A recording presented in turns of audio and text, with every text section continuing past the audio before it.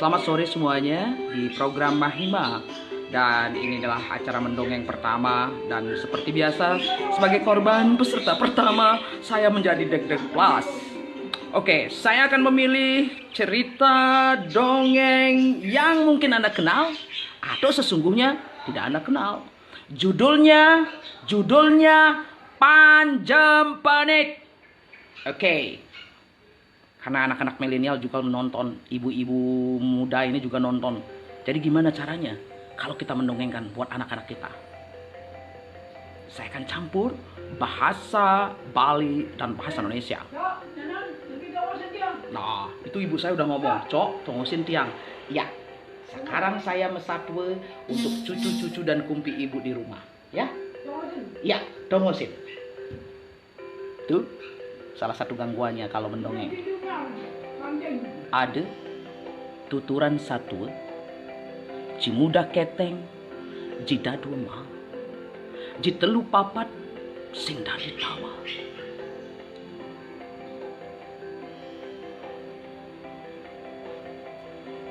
Dahulu kala ada seorang lelaki bernama Panjempenit. Panjempenit ini punya istri. Namanya Men Jempenit juga. Mereka tinggal jauh sekali di desa yang terpencil. Tapi tahu nggak? Panjempenit ini memiliki ladang yang luas.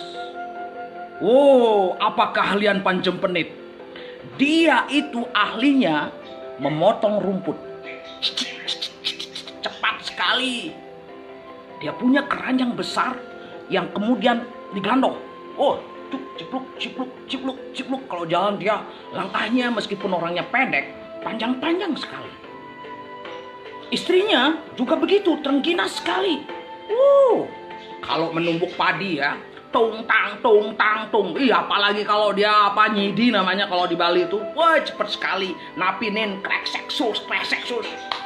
Jadi Panjempenit itu dan Menjempenit itu orang tua yang keren sekali. Nah, sekarang ceritanya. Pada suatu hari, Panjempenit ini agak jenuh dia dengan pekerjaannya. Pagi ke ladang mencari rumput. Siang dia mencari buah-buahan dibawa pulang. Istrinya pun demikian. Lalu dia jalan-jalan ke tepi pantai. Wow, Panjempenit saja bisa jenuh di rumah loh. Akhirnya dia jalan-jalan ke pantai. Setibanya di pantai saat itu sudah mulai senja. Dalam hati Panjempenit bilang, sekali-sekali. Oke juga ya kalau kita nonton sunset.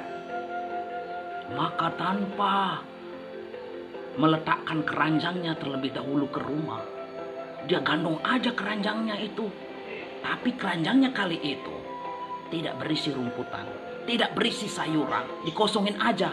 Dia pingin jalan-jalan, dia pingin happy, dia pingin lepas bebas, jalan-jalan dia.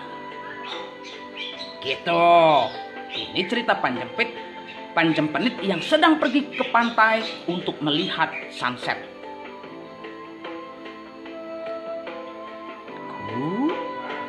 Banyak banget yang nonton ya. Oh ya, saya sebelum lupa, ini program komunitas Mahima yang mungkin ya setiap minggu akan ada orang-orang yang akan mendongeng untuk mengajak semuanya bergembira, mengisi waktu dengan hebat. Lalu sampai di mana tadi ceritanya? Oh iya. Panjempenit akhirnya tiba. Dia tiba tuh di tepi pantai. Lihat tuh. Dia jalan. Dia bawa keranjang. Keren keren banget Panjempenit. Mataharinya sudah mau belum sunset, belum sunset, tapi sudah mulai luruh. Sinar matahari itu membias di samudra. Panjempenit jalan dengan senyum-senyum, tapi kemudian dia tertegun. Apa ya yang digendong sama dua orang itu ya? Ternyata di kejauhan, di pantai itu juga, Panjempenit melihat dua orang sedang memanggul sesuatu. Panjempenit pun mendekati, melangkah pelan-pelan.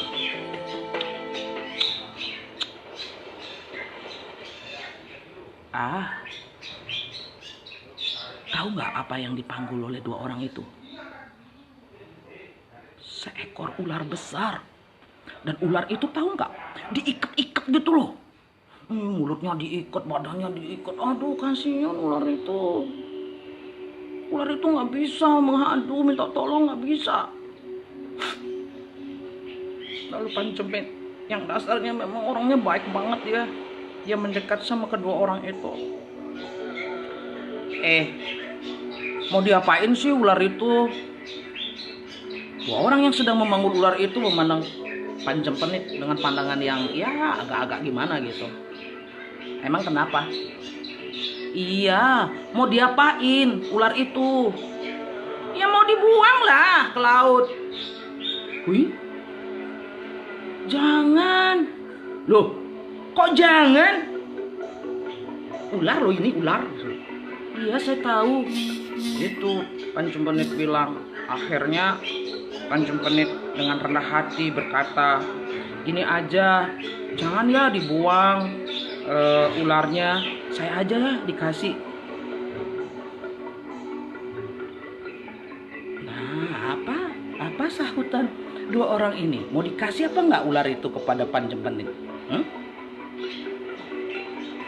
ini masih dalam program Mahima Mendongeng untuk ibu-ibu, kawan-kawan semua yang mempunyai putra-putri dan mengisi waktu.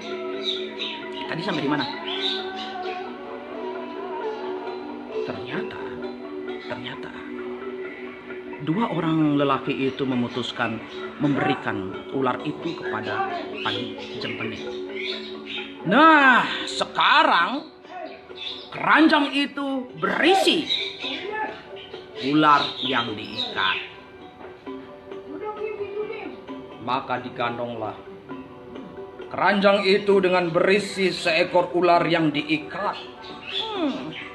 Panjempenit berjalan melanjutkan ke arah barat. Bibirnya tersenyum. Sorry, tadi terjadi sedikit miskomunikasi dengan hostnya, dengan Ibu Sonia. Sonia Bisayanti. Tadi saya actingnya sampai di mana nih? Kalau mendongeng di depan anak-anak itu, saya selalu sibuk. Jalan nih Panjempenit. Senyum dia, mau lihat sunset. Tapi bukan di Pantai Kuta ya. Matahari makin memerah di barat. Pasir-pasir yang semula putih nampak mulai terawang. Dari kejauhan tiba-tiba dia mendengar suara anak-anak beramai-ramai seperti memanggul ogoh-ogoh. Jeng jeng jeng jeng, jeng jeng jeng jeng, jeng jeng jeng jeng, jeng jeng jeng jeng, jeng jeng jeng jeng, jeng jeng jeng jeng, jeng jeng jeng. Lalu Panjempenit melihat, ini apa-apaan sih? Bukannya pengerupukan sudah lewat? Kok ada lagi orang bawa ogoh-ogoh? Kan anak ini memang nakal. Kan ini jam-jamnya nggak boleh keluar jalan-jalan rame-rame. Tanpa jarak lagi. Wah, akhirnya Panjempenit mendekati anak-anak itu. Halo anak-anak, kenapa kalian ini beramai-ramai di tepi pantai? Kalian nggak boleh loh saat ini keluar rumah, apalagi tanpa berjarak. Tidak boleh. Sang anak itu menyahut dengan cerianya. Gini, ambil, Pak,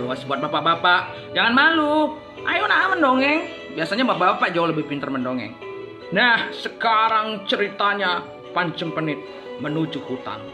Melangkah dia dengan keranjang yang penuh. 3 ekor ular yang besar. Oh, dia jalan. Jalan dia. Kucluk, kucluk, kucluk, kucluk. Jalan dia terus sampai di tepi hutan. Senja makin akan tiba.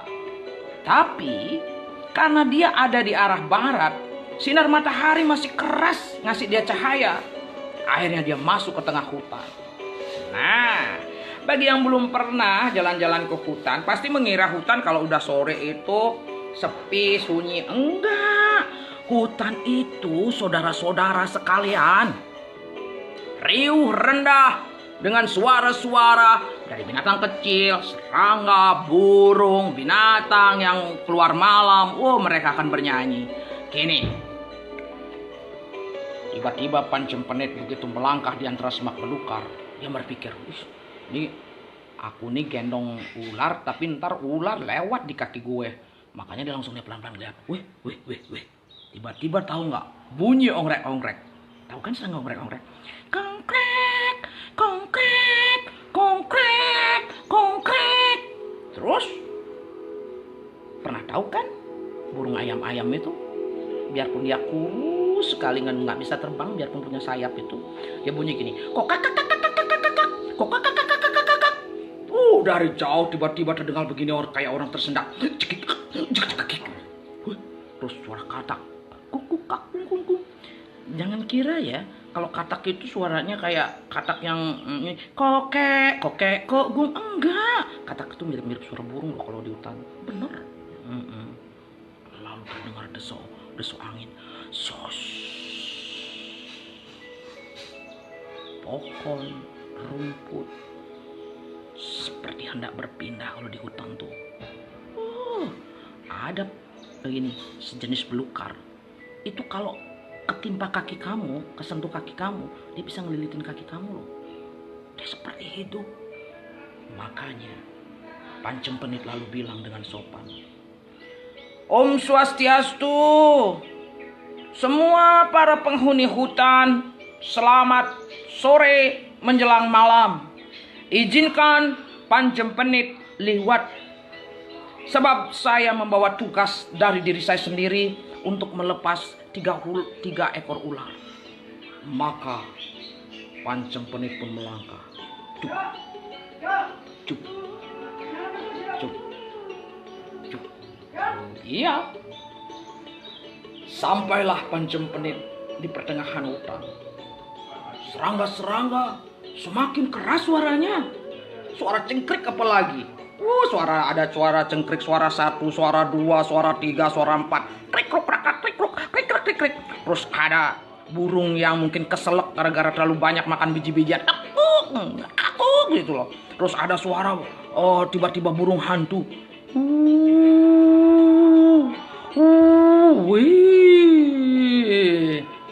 Panjempenit melangkah dan tiba-tiba dia mendengar sesuatu yang tertawa.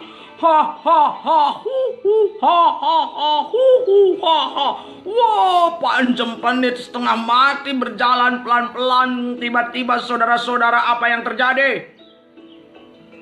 Seekor naga muncul di hadapannya. Krengseng.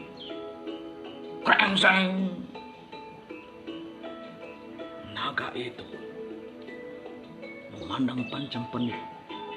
Matanya seperti mengandung bukit berlian, berkedip-kedip.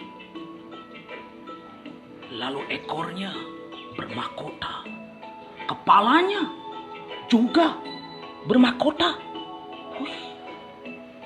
Panjempenit yang semula tengah berdiri langsung tiba-tiba luruh kaku. Ratu Pelongo Betara tonya nih. Ratu itu Betara. Titiang anak nenten bermaksud nakal ataupun tidak santun. Tenya jagi memaling punyan-punyanan. Nenten jagi ngererah anggrek. nenten jagi membunuh binatang, nenten jagi ngerereh jangkrik, nenten segala macam dia sudah sampaikan. Tiba-tiba naga itu tertawa.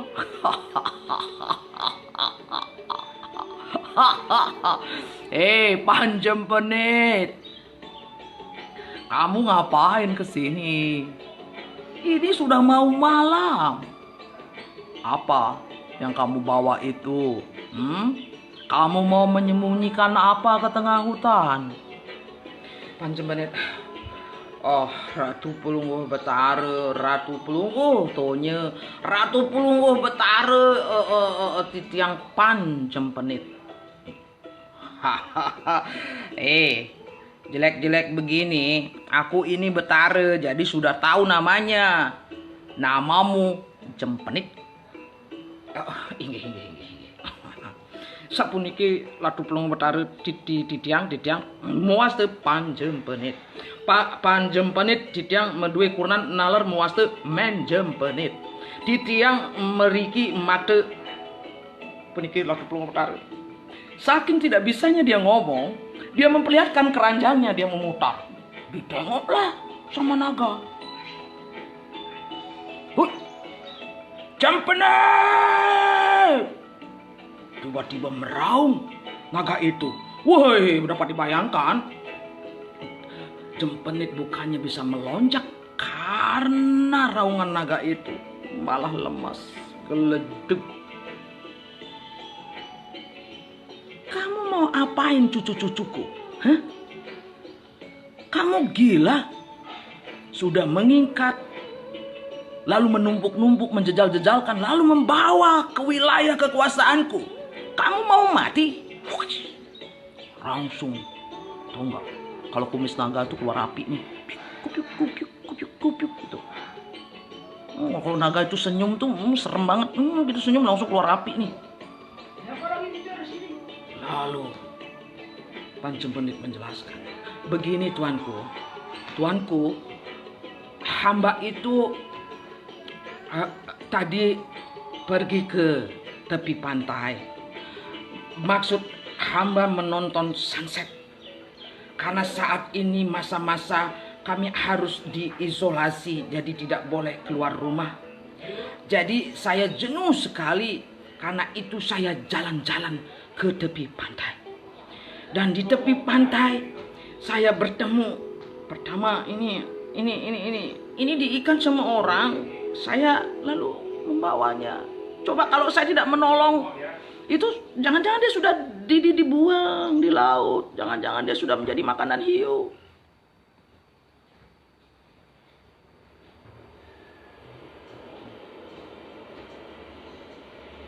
Naga itu memandang. Wih, Jempenit, betapa kasih hatimu. Lanjutkan rasa kasih sayang itu.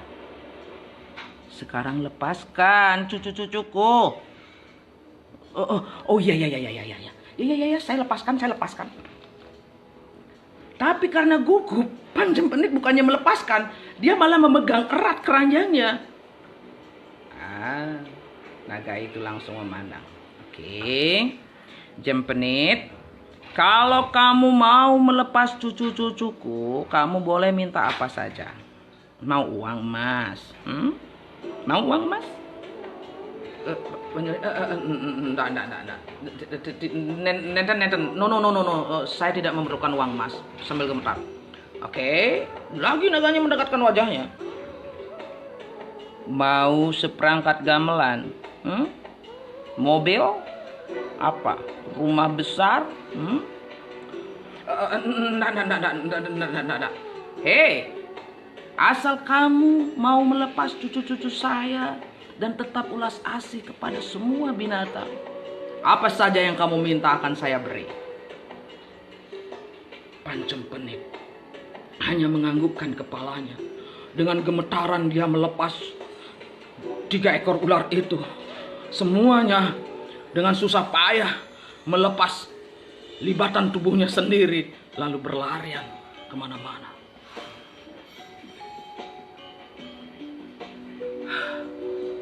Sudah, Yang Mulia. Cucu-cucu Anda yang ganteng, yang lucu, saya tidak tahu apakah dia betina atau jantan. Sudah hamba lepaskan. Oh iya. Lalu kamu mau minta apa? Naga itu tersenyum. Tapi namanya naga ya, kalau tersenyum tetap menyeramkan ya. Oh, Panjempenit mundur. Lalu berpikir. Jadi saya boleh minta apa saja? Oh boleh, apa saja. Tahukah apa yang diminta oleh Panjempenit kepada naga itu? Dia meminta cincin yang mengikat mahkota di ekor naga itu. Wih, naga itu langsung terkejut. Tidak menyangka permintaan Panjempenit. Dipandangnya lama Panjempenit.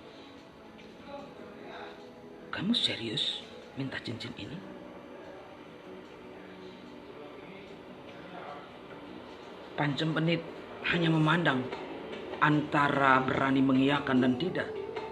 Lalu berkata,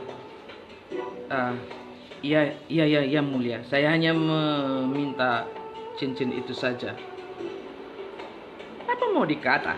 Meskipun naga itu sebenarnya terkejut, tidak menyangka yang diminta adalah sebuah cincin yang melingkar di ekornya. Lalu dilepas oleh naga itu, diberikan.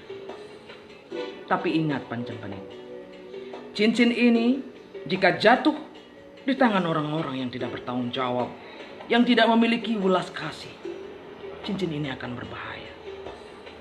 Apa saja yang disentuhnya, itu akan bisa berubah menjadi emas.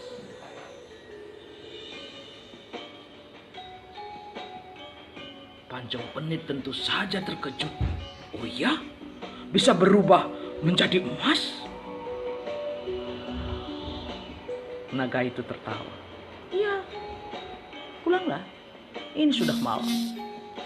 Maka hari itu, saat malam telah tiba, dari tengah hutan Panjempenit setengah berlari, setengah gembira, setengah takut, kaki gemetaran berlari,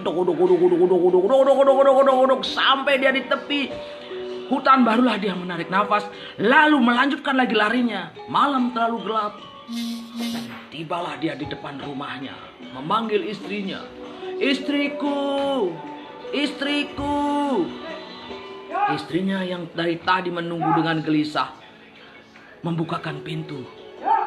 Oh, bapak ini, saya sudah gelisah sekali dari tadi menunggu, tak pikir kenapa-napa. Kemana aja sih? Katanya tadi ke ladang. Akhirnya Panjempenit memandang istrinya. Boleh nggak kamu nggak menyambut saya dengan reaksi seperti itu? Saya pulang dengan kecapean yang luar biasa. Emangnya ada apa? Kamu pikir saya nggak cemas nungguin kamu gitu? Aduh, saya hari ini mengalami hal-hal yang luar biasa dan aneh. Lalu Panjempenit menceritakan apa yang dia alaminya seharian. Dan tentu saja Panjempenit tercengang. Pak, maafkan saya ya. Saya sudah menyambut Bapak dengan sikap yang tidak menyenangkan. Lalu diajaklah Panjempenit ke dapur, disiapkan makan, sayur yang enak. Tapi Panjempenit tidak lupa bilang begini, Pak, jangan lupa cuci tangan loh. Kalau cuci tangan itu ini, lalu ini berisi begini-begini, berisi begini-begini, sampai di siku. Jangan lupa ini digosok, karena di kisah di masa lampau belum ada sabun. Pakailah ini daun sirih ya Pak ya. Ini cokok. Lalu Panjempenit mencuci tangannya dengan sangat bersih. Lalu makan. Setelah selesai makan, dia teringat akan cincinnya itu. Baiklah, kita coba. Jangan-jangan benar nih, cincin ini berdua bisa mengubah segala sesuatunya menjadi emas. Nah, tahu kan? Dapur tua seperti di zaman dulu. Di rumah tua itu ada satu tiangnya rumah tua, maka sake namanya, itu langsung disentuhkan dengan cincinnya. Tep.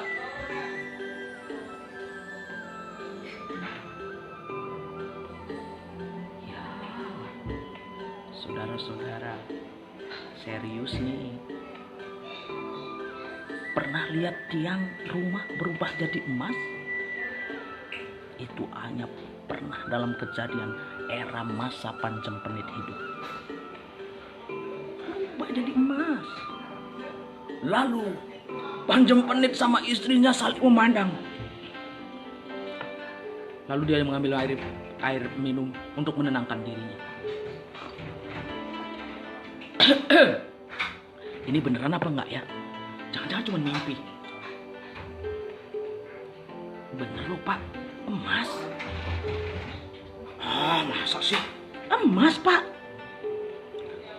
Satu tiang. Karena tidak percaya, antara percaya tidak percaya, diambilnya batu besar, ditotok sama Panjempenit. Ada satu tonjolan dalam tiang itu. Lepas. Dipandanginya. Oh bener nih, emas nih. Aduh, dia jadi gugup. Benar loh Bu, ini emas. Oke, saya harus menenangkan diri. Tiba-tiba menjadi kaya dan memiliki sesuatu yang sangat-sangat berharga yang biasanya sulit didapatkan akan membuat Anda terkejut. Panjempenit mengingatkan dirinya. Baiklah, istriku, besok kamu jual emas ini. Bongkahan yang dia lepas dari tiang itu diserahkan kepada Panjempenit. Kamu jual, kita buktikan. Benarkah kita tidak ada dalam alam mimpi atau berkhayal bahwa ini emas? Apabila ini laku, kamu boleh beli apa saja. Belilah. Kalau mau beli kain, belilah satu lemari. Kalau beli beras, belilah satu gudangnya sekalian. Akhirnya Panjempenit menemukan perasaan tenangnya malam itu. Lalu dia berbaring di beranda rumahnya dengan pikiran nerawang. Oh, ternyata susah tidur. Tumben-tumbennya aku jalan-jalan ke tepi pantai, lalu mengalami kejadian seperti ini. Tapi dia berusaha bersyukur, dan mengharapkan, ya Tuhan, semoga ini bukan mimpi. Antara tidur dan tidak, tiba-tiba dia mendengar suara ayam berkukuruyuk. Kukuruyuk, kukuruyuk. Bagi yang tinggal di kota, pasti susah tuh mendengarkan suara ayam berkukuruyuk di pagi hari. Panjempenit segera bangun, membersihkan mukanya, lalu menghidupkan perapiannya, membuatkan Panjempenit kopi. Mbak, pagi ini saya akan pergi ke pasar dan menjual emas yang Bapak berikan kemarin. Panjempenit langsung memandang istrinya. Ya. Jualah. Aku berdoa itu tidak berubah menjadi batu kembali. Akhirnya kisah cerita, Panjempenit pergi ke pasar dan menjualnya. Dan ternyata memang benar emas, saudara-saudara. Emas. Dan tahu berapa dapat uang? Panjempenit itu bawa keranjang belanjaan yang zaman dulu yang besar itu. Itu penuh dengan uang. Lalu apa yang dia lakukan? Dia beli kain satu toko. Dia beli beras satu toko. Wah, dia beli segala macam lalu menyewa buruh membawa pulang ke rumahnya. Itulah cerita. Bagaimana kemudian hal yang semula tidak dipercaya menjadi kenyataan. Nah kini, ketika mereka berdua duduk lagi bersama-sama, istriku, godaan dari kekayaan seperti ini bisa membuat kita lalai. Aku tidak mau menggunakannya terus-menerus sebagai cincin. Ini aku mau gantung di sini. Jadi kalau aku pergi kemana-mana, aku harus tetap bekerja dan sebagainya. Meskipun ya saat ini aku harus berdiam di rumah, tetapi aku harus tetap memiliki kegiatan. Meskipun kita sudah dicukupi dengan bekal beras, makanan, bahan sandang pangan luar biasa, tapi aku ingin tetap hidup bekerja. Cincin ini aku letakkan di sini, dan jangan sekali kamu melakukan sesuatu di luar sepengetahuanku terhadap cincin ini. Begitulah ceritanya. Hingga pada suatu hari, Panjempenit seperti biasa, dia lelaki yang menarik. Dia rajin pergi ke ladang, dia menanam keladi, dia menanam ubi, dia punya pohon kelapa, segala macam lah di ladang. Dia punya bahan sayur mayur dan sebagainya. Dia tidak mau bermewah-mewah, meskipun dia memiliki banyak uang, dia juga bisa merubah apa saja menjadi emas loh. Dia bekerja seperti biasanya, dan istrinya tahu kalau Panjempenit kalau sudah pergi ke ladang itu biasanya pulang akan malam. Pas tengah hari, istrinya entah kenapa tiba-tiba ingin menggunakan cincin itu. Padahal dia harusnya hari itu menumbuk padi itu. Jadi kalau dia menumbuk padi harusnya nggak pakai cincin kan? Tapi entah kenapa dia pengen. Lalu dia pakai. Maka dia pun sambil senang-senang hatilah dia menumbuk padi. Yang pertama tersentuh oleh permata dari pemberian naga itu. Alat tumbuknya itu berubah jadi emas. Lalu ketika tangannya menyentuh beras itu menjadi emas. Tapi Panjempenit itu memang orangnya gimana ya? Saking takjubnya jadi lebay, jadi lalai, lupa deh sama pesan suaminya. Terus tahu nggak cukup itu aja yang buat dia takjub. Dia malah memakai untuk apa? Memotong bahan-bahan makanan. Tiba-tiba piak, patah itu cincinnya. Barulah dia, oh my god. Dia sangat takut nanti suaminya kayak apa, bakal marah pada dia. Langsung dia lupa. Dia tidak menutup pintu rumah. Dia tidak lagi peduli bahwa berasnya sudah berubah menjadi emas yang ada di tempat dia menumbuk padi. Segala macam. Pokoknya dia berlari mencari tukang emas. Lalu dia memaksa tukang emas itu, saya bayar berapa aja. Pokoknya sekarang ini diperbaiki. Maka diperbaikilah cincin itu. Cincin itu diperbaiki, lalu diberikan kembali kepada Panjempenit. Panjempenit kembali ke rumahnya, meletakkan kembali cincin itu di dinding seperti biasa. Malamnya, seperti biasa Panjempenit datang. Halo, gimana keadaannya hari ini? Baik-baik Pak, yuk makan Pak. Tenang, biasa kan kalau lagi bersalah jadi ramah, padahal suaminya pulang malam jadi ramah gitu. Disiapin makan. Ini Pak, saya bikin nih babi kecap nih, enak sekali nih. Ini sayur mayur nih, top semua. Makan. Terus setelah selesai makan, mereka ngobrol berdua di beranda. Gimana keadaan sekarang di desa? Kamu kan selalu ke pasar. Aduh Pak, banyak sekali orang yang susah sekarang. Kurang makan, penghasilan berkurang, tanaman tidak begitu banyak menghasilkan buah. Baiklah, kita bisa menolong mereka sebenarnya. Mana cincin itu? Aku tiba ingin berderma pada orang-orang. Istrinya Syukur cincin itu sudah kuperbaiki. Lalu diambil cincin itu, diserahkan kepada Panjenengan.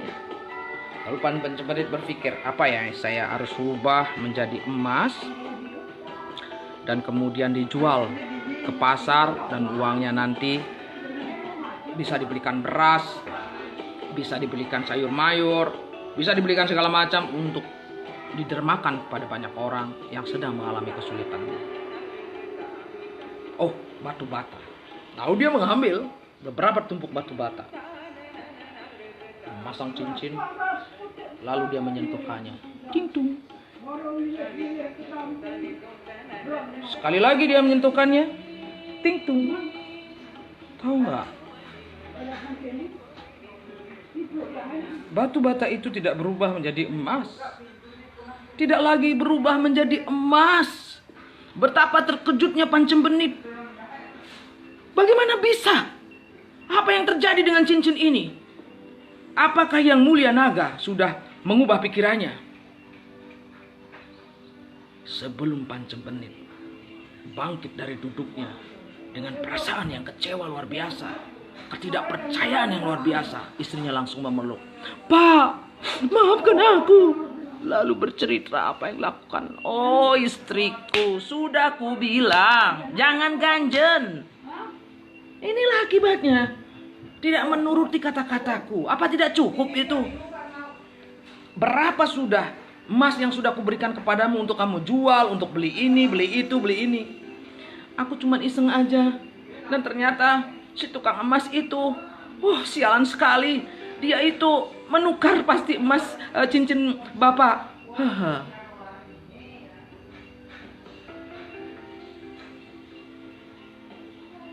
Panjenengan yang baik tidak ingin bertengkar dengan istrinya, juga tidak ingin marah. Sebab apa? Kalau marah, bertengkar, dia tahu imunitas tubuhnya akan menurun. Karena pada saat itu masa-masa di mana pandemi juga ada. Orang-orang juga takut keluar. Orang-orang diberitahu udah pesu musim gelem. Lalu Panjenengan ingat, kalau saya mengikuti amarah saya, panik, cincin itu benar-benar akan hilang. Yang pasti cincin itu pasti ditukar nih sama si tukang emas itu. Lalu Panjenengan memanggil seekor tikus, satu ekor kucing, satu ekor anjing yang memang selalu bermain di rumahnya, tapi bukan peliharaannya. Tapi Panjenengan memang selalu baik sama semua binatang. Lalu dia memanggil.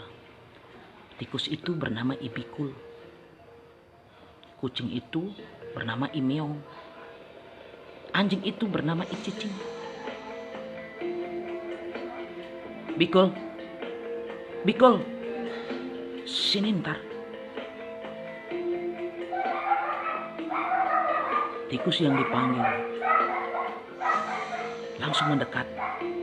Iya, Panjenengan. Ngapain manggil? Sini ntar. Lalu tikus itu datang. Lalu Panjenengan manggil. Meong, meong, mai sejep. Dengan malas-malasan kucing itu mendekat. Kemudian Panjenengan tumben ngaukin. Lalu Panjenengan memanggil anjing. Cicing, main jep.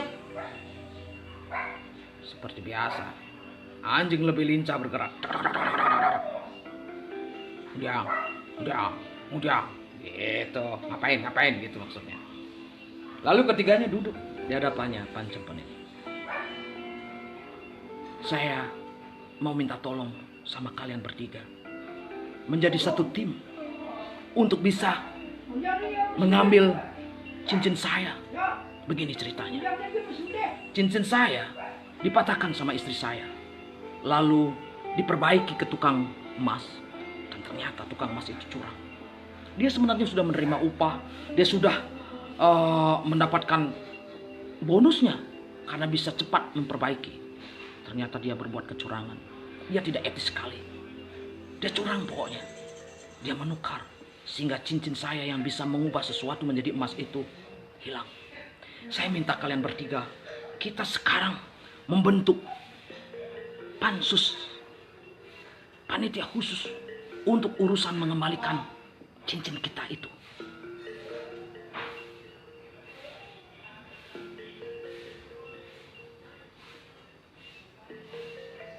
Si tikus, si kucing, si anjing saling tatap-tatapan nih. Gimana? Mau nggak? Ini bukan kerja main-main loh. Si tikus diam, melirik.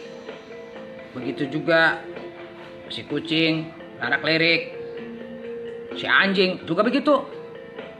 Akhirnya begini. Baiklah, kalian bertiga.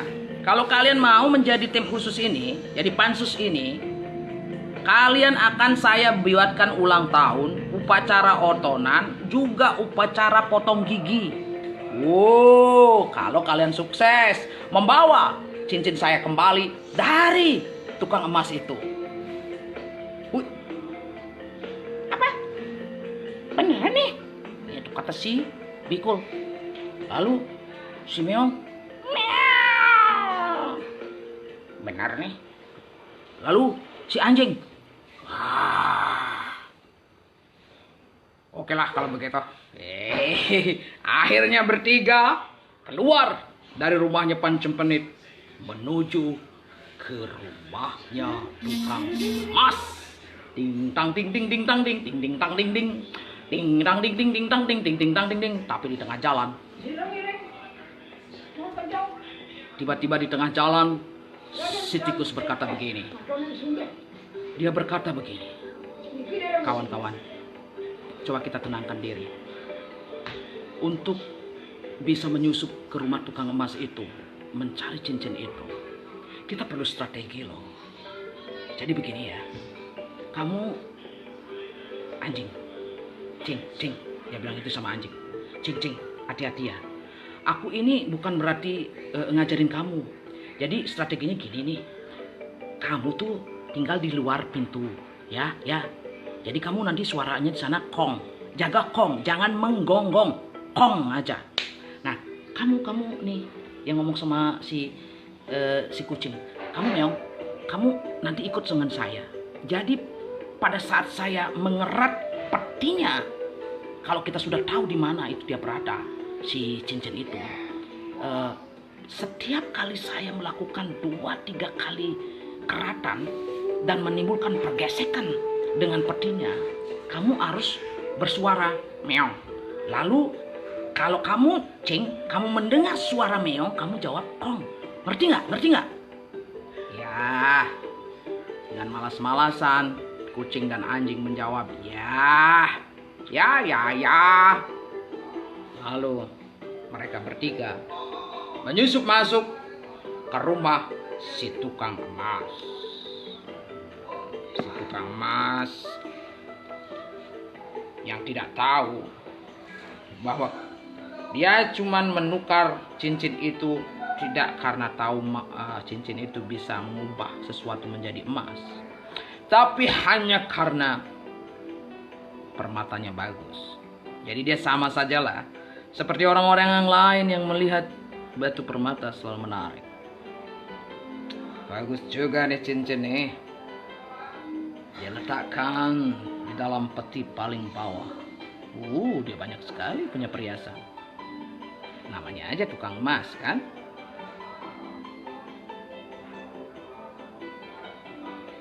Lalu malam tiba. Karena terlalu percaya diri, si tukang emas pun membiarkan petinya tidak terlalu terkunci. Dia merebahkan dirinya. Dia tidak menyadari di atas sana tikus itu memandangi. Oh, beneran nih curang. kucingnya juga. Ini rakus, itu banyaknya ya. Tadi tuh dalam petiknya tuh segala macam. Masa dia nyurangin orang lagi ya? Ya udahlah, kita nunggu dia sampai tidur. Iyalah, kita harus menunggu dia sampai tidur. Pandangin. Kamu tahu? Aku beritahu kamu, Cing. Gimana caranya membuat tukang emas itu cepat tidur?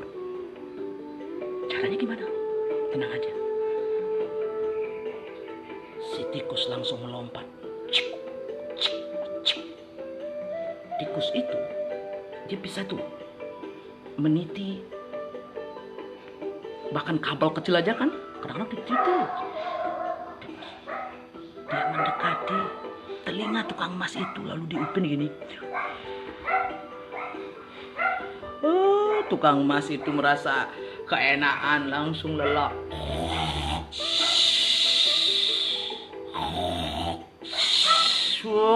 Pas kok tiba-tiba entah bagaimana terjadi. Hujan turun tiba-tiba dengan suara petirnya lagi. Wow, tambah nyenyak si tukang emas bobo. Maka tikus itu pun memberi isyarat pada kucing. Meong, ayo turun. Turunlah dia mendekati peti. Lalu dia mulai mengkerat. Kerat, keriat, keriat. Begitu mendengar suara ngeong, dijawab sama anjing di depan rumah. Kong, kong. Lagi kriat, kriat. Ngeong, kong, kong. Kriat, kriat, kriat. Ngeong, kong. Akhirnya peti itu berlubang yang paling bawah. Tikus itu masuk ke dalam, mengambil cincin itu, lalu mengulumnya dengan mulutnya, membawa keluar, berlari di antara hujan ketiganya. Tapi begitu mendekati sungai yang biasanya airnya tidak terlalu penuh, kini meluber. Gawat ini, gawat, sungguh gawat. Kita nggak bisa lewat nih. Meong, kamu mau bawa cincin ini nggak? Tanya si Biku. Si Biku menatap si anjing. Kamu mau nggak? Si cicing menjawab, "Hai, mulutku besar. Mana mungkin aku membawa cincin di mulutku yang besar ini. Coba, kamu, Meong, kamu dah." Oke, aku yang membawa. Soalnya kalau si tikus yang membawa, pas berenang seperti itu, jangan-jangan bisa jatuh. Akhirnya, cincin itu berpindah dari mulut tikus ke mulut kucing. Masuk. Mereka lalu melewati. Anjing bisa berenang. Tikus juga bisa berenang. Sementara si kucing melompat-lompat. Pada saat di tengah sekali dari perlintasan mereka di sungai itu, si tikus karena terlalu ingin mengontrol segala-galanya bertanya, Meong, apa sudah aman tuh cincin? Lalu dijawab sama si kucing. Tapi begitu menjawab, mulutnya terbuka. Jatuhlah cincin itu ke dalam sungai. Tuh kan, Bikul, kamu malah nanya, aku malah jawab. Cincinnya kan jatuh jadinya. Gimana sih kamu? Ih, kamu langsung anjing itu, kamu sih. Udah aku bilang. Gimana sih ini? Gimana nih caranya? Wah, ini apa yang terjadi? Tiga-tiganya berdebat dan hampir bertengkar, hampir berkelahi nih. Tiba-tiba ada seekor burung, namanya burung munmun. Burung munmun karena hujan, dia ingin mencari ikan.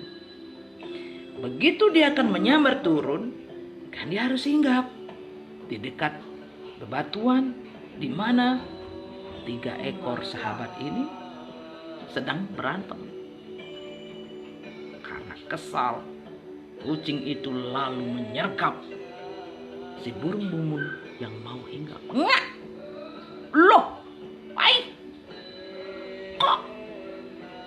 nyergap saya? Apa salah saya? Jangan dong. Nanti aja deh kalau saya udah punya anak gitu, anak-anak saya boleh deh kamu makan, saya kan belum punya anak. Enak aja kamu, salah apa saya apa? Gimana kamu? Gimana kamu? Wah, kucing tuh udah lagi emosi dia. Gini ya, burung Mun, aku tuh nggak basa-basi. Saat ini kepalaku nih lagi butek sekali. Aku perlu cincin itu. Cincin yang kujatuhkan dari mulutku. Kamu kan suka nyelam tuh. Ambil cincin itu. Kalau kamu nggak dapatkan, kamu saya makan.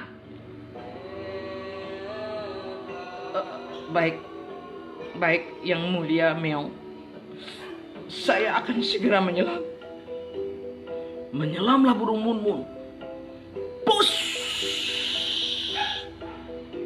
Bayangkan, burung ini bisa menyelam beberapa menit loh.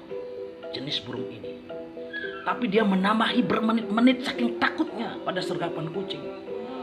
Akhirnya di tengah itu loh, karena emosi juga, dia melihat seekor delap namanya. Sejenis apa ya? Sejenis ikan julid itu yang lebih besar, itu namanya delap. Wow, ikan Mumun sudah tidak peduli mau ikan besar, ikan kecil. Untuk melepas emosinya, ging, langsung ikan delap itu bereaksi. Come on. Hey, saya bukan mangsamu ikan Mumun. Kok kamu nyerang saya? Anak-anak saya baru bisa kamu makan. Apaan kamu? Ini menyalahi aturan nih dalam dunia kebinatangan antara burung dan ikan-ikan di dalam air sungai. Tapi ikan Mun, si burung Mun bilang begini, kamu biar ngerti aja nih, ini keadaan darurat. Kalau aku nggak mau makan kamu, aku juga akan dimakan sama si Meong di atas. Jadi satu-satunya cara agar aku tidak memakan kamu sekarang, cariin aku cincin. Cincin itu cincin yang dijatuhkan dari mulutnya si Meong. Kalau enggak, aku makan kamu. Oke. Please sabar, tenang, janganlah panik. Persoalan di bawah air itu gampang. Oke, lepaskan diriku dari paruhmu ya, please. Lalu dilepaskanlah ikan delek itu. Lalu ikan delek langsung mengibaskan ekornya dan mengayuh siripnya. Kubak. Di antara pasir-pasir itu muncullah cincin itu. Lalu diambil, lalu dibawa. Di pertengahan paruhnya ikan Mun mengambil. Cipluk. Lalu si burung Mun menemui. Ini yang mulia Meong, cincinnya. Ingat ya perjanjian kita. Lu pade ketiganya nggak boleh makan gue kecuali anak-anak gue, itu pun kalau masih dalam kondisi kalian kelaparan banget. Kasih. Kembali ketiganya menuju rumah Pancem Penit. Wow, Pancem Penit langsung. Selamat datang 3 sahabatku, Bikul, Meong, Cicing. Kini aku akan menyiapkan kamu upacara. Pertama, upacara ngotonin. Yang kedua, upacara potong gigi.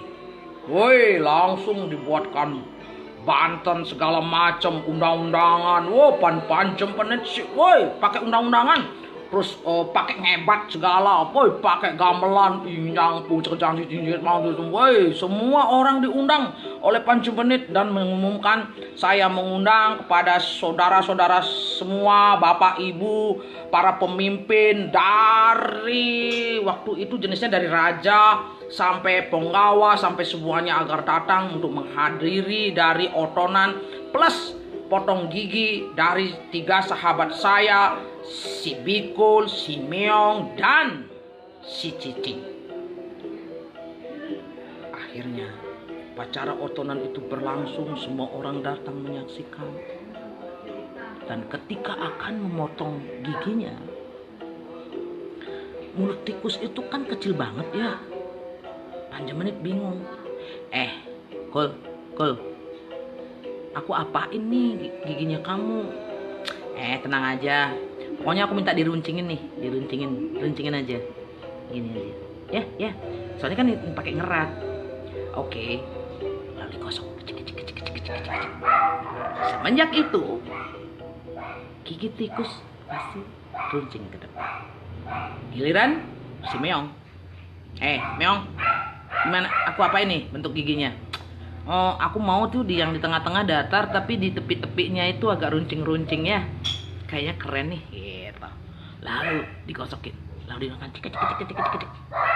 Ini dia punya taring dua. Nah, giliran si anjing, ceng, gimana? Kamu mau model gigi yang gimana nih? Ya samain aja deh sama si Meong. Aku nggak punya pilihan sih. Gitu. Semenjak itu coba perhatikan gigi tikus, gigi kucing, gigi anjing, dan mereka berbahagia karena sudah dibuatkan upacara tinggal di rumah Pancebenit dengan bahagia. Begitu pula Pancebenit, begitu pula Mencebenit. Sampai pada suatu hari karena begitu gembira dan bahagia, si tikus sama si kucing bercanda. Tiba-tiba tanpa sadar, ngek, kenalah leher si tikus oleh taring dari si kucing. Si tikus kaget, loh, kamu mau membunuh saya? Ini kan cuma candaan. Ya namanya candaan, tapi kan ya udah. Ternyata enak juga ya rasa darah kamu. Saat itulah si tikus menyadari dalam bahaya. Kucing. Meong, please, sadar. Kita ini berteman loh, Kita melewati suka duka begitu lama bersama-sama. Masa sekarang kamu mau membunuh saya? Enggak, saya nggak mau membunuh kamu. Tapi gimana? Entah mengapa saya mempunyai perasaan saya seharusnya merasakan dagingmu. Gini aja ya, lepaskan saya sekarang, tetapi anak cucu saya boleh deh kamu makan. Lalu si tikus pergi, pamitan sama Pancebenit. Saya nggak mungkin lagi tinggal bersama dengan kucing ini. Saya sudah tidak mungkin. Saya sudah tidak merasa nyaman. Akhirnya tinggal cuman si Meong sama si anjing. Suatu hari mereka kembali bercanda, lupa pada peristiwa kepergian si tikus. Lagi kali ini leher si kucing diterkam sama si anjing. Ceng, Adi serius gak ngutgut bawang gelahe teh? Gitu dia nanya. Tapi entah apa yang merasuki perasaan anjing saat itu. Dia justru tidak mau melepaskan, justru akhirnya dilawan sama si kucing. Wow, terjadi perkelahian hebat. Dipisahkan sama Pancebenit. Ada apa kalian? Bukankah kalian bersaudara, bersahabat? Sudah si tikus pergi, Bikul menggedi, kalian berdua sekarang seperti ini. Ada apa? Keduanya bertantang-tantangan.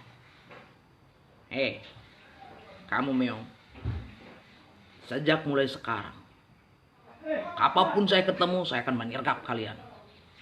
Lalu si Meong berkata, Cing, kapanpun saya bertemu dengan kalian, saya juga akan melakukan perlawanan. Si kucing pergi melompat, si anjing menggonggong. Pancebenit tercenung. Kok jadi begini semuanya? Ada apa? Bukankah saya bikinkan kalian sebuah upacara, tapi tidak ada yang mau mendengar. Begitulah cerita bagaimana Pancebenit dan Mencebenit. Begitulah cerita. Mengapa tikus, kucing, dan anjing yang kita pelihara di rumah satu sama lain selalu saling bermusuhan. Dan kita juga tahu pesannya apa. Bahwa kita nggak boleh terlalu menempatkan semua keyakinan kita dalam persahabatan, dalam apa, seperti harga mati. Tidak. Kita harus berani bersiap siaga suatu hari berpisah. Begitulah dongeng dari saya dalam program Komunitas Mahima Singaraja. Terima kasih buat Sonia. Terima kasih buat semua yang menonton. Kurang lebih, kalau ada masih kekurangannya pasti. Dan buat teman-teman yang lain yang akan bergabung mendongeng, silakan mendongeng dengan caranya. Saya minta maaf karena sangat mendadak, saya giliran pertama. Jadi semoga bahagia pada fase-fase di mana kita menghadapi pandemi virus corona ini. Kita di rumah meluangkan waktu buat ibu muda, bapak muda belajar mendongeng, atau jangan membiasakan anak-anak yang mendongengi kita loh. Jadi saya paling gak suka melihat lomba dongeng anak-anak. Yang harus mendongeng itu adalah orang tuanya kepada anak-anaknya, karena mendongeng adalah sebuah cara untuk komunikasi, menasehati tanpa harus anak-anak itu merasa sedang dinasehati. Yuk kita akhiri dengan menyanyi sama-sama lagu Putri Caning Ayu.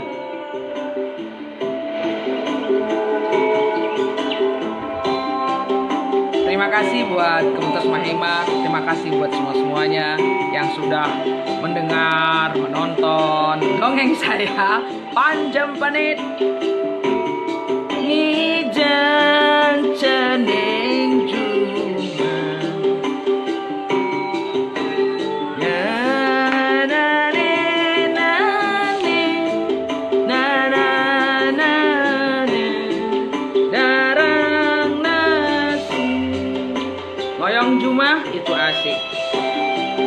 Sampai jumpa. Semangat untuk para orang tua, semangat buat adik-adik kita belajar di rumah. Terima kasih buat Komunitas Mahima, dan ayo terus ikut setiap pekan. Setiap pekan apa setiap hari nih? Pokoknya setiap ada live-nya dari Mahima untuk mendongeng. Oke? Semoga bahagia, semoga sehat selamat, imunitasnya menjadi baik, kurang langkung, ampurayang. Bye!